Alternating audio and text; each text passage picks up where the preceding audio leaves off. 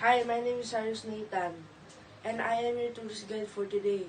Now I will show you the top 3 best places in Italy. Welcome to Rome. This is the Colosseum, an ancient arena where gladiators once fought, and it is a symbol of ancient history of Italy. Now let's proceed to the next destination. Welcome to Florence Art. Florence Art, the center of art, the city is famous for beautiful paintings, sculpture, and Renaissance masterpiece. Now let's proceed to the next destination.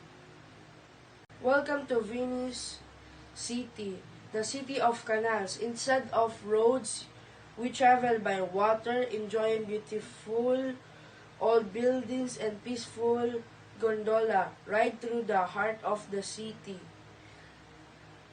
That's it. Now let's go back to the bus. I hope you enjoyed the first 3 destinations of our travel.